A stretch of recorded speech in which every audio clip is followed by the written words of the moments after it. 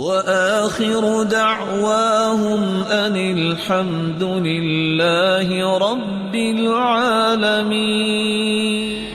رسول اکرم صلی اللہ علیہ وسلم کی ایک بات پوری دنیا کی صداقت اکٹھی کی جائے تو ایک بات کا مقابلہ نہیں ہو سکتا، لیکن جب اللہ کے رسول صلی اللہ علیہ وسلم قسم اٹھائیں، بھلا ان سے سچا انسان اللہ نے آج تک پیدا کیا، پھر وہ ہستی قسم اٹھا لے، بات تو ختم ہوگی۔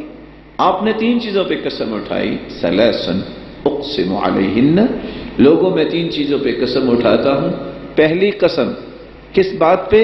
ما نقصت صدقۃ من مال، اللہ کی قسم جو صدقہ کرتا ہے اس کا مال کم نہیں ہوتا، زیادہ ہوتا ہے، یہ اللہ کے رسول نے کہہ دی۔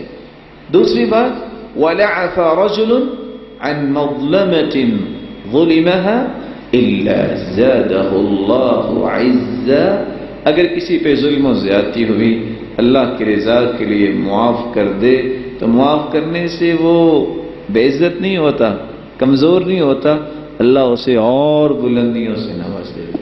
یہ عظمت کی بات ہے، جو معاف کرنے والا ہوتا ہے اس کا مطلب ہے کہ بہادر انسان ہے، اور جو کھوکھلے انسان ہوتے ہیں وہ معاف نہیں کیا کرتے۔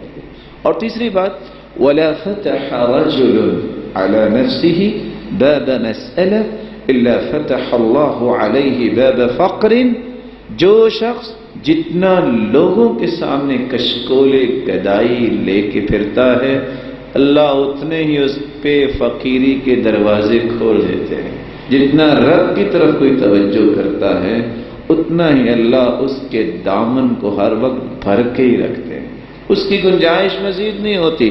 اس پرندے کو دیکھیے جو صبح صبح اٹھتا ہے، اڑان بھرتا ہے، نہ وہ کسی آفس میں جاتا ہے، نہ کہ اس کے پاس فیکٹری ہے، نہ کمپنی ہے، رات کو جب واپس آتا ہے پیٹ میں مزید گنجائش نہیں ہوتی۔